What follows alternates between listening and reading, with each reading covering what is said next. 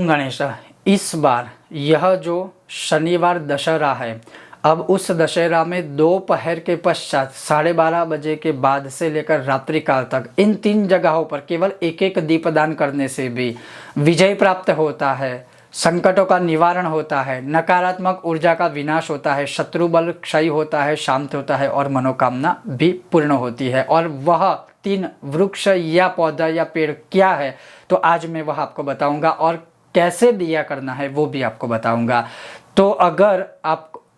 अगर आपको यह विषय वीडियो पसंद आए तो लाइक करें, शेयर करें, चैनल पर नए हो तो सब्सक्राइब कीजिएगा। अब मैं बात कर रहा हूँ वो है सबसे पहला कि विजयादशमी में अपराजिता देवी का महत्व है, वैसे ही अपराजिता का पुष्प भी होता है। कई जगहों पर छोटा पौधा रहता है, कई जगह पर जब उसकी वृद्धि होती है तो वो पेड़ के समान भी थोड़ी सी बेल के समान लंबा सा हो जाता है।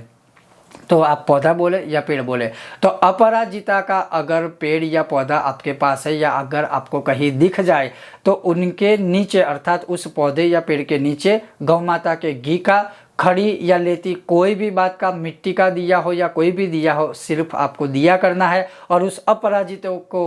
अपराजिता को प्रार्थना करनी है कि हमारे जीवन में किसी भी प्रकार से हमारा पराजय ना हो। यह उद्देश्य से मैं आपको यह दीपदान कर रहा हूँ या कर रही हूँ, आप इसका स्वीकार कीजिए। उसी प्रकार से दूसरा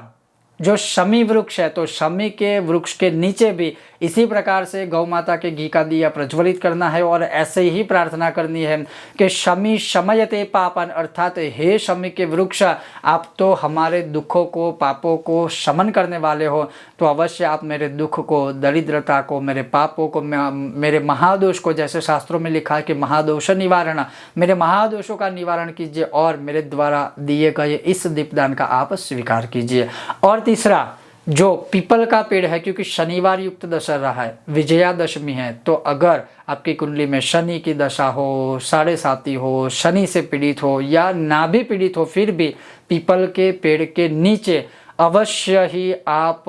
एक सरसों के तेल का दीपक प्रज्वलित करें और फिर पीपल के पेड़ को और शनिदेव को प्रार्थना करें कि मेरे जीवन के सारे कष्ट है वह मिट जाए,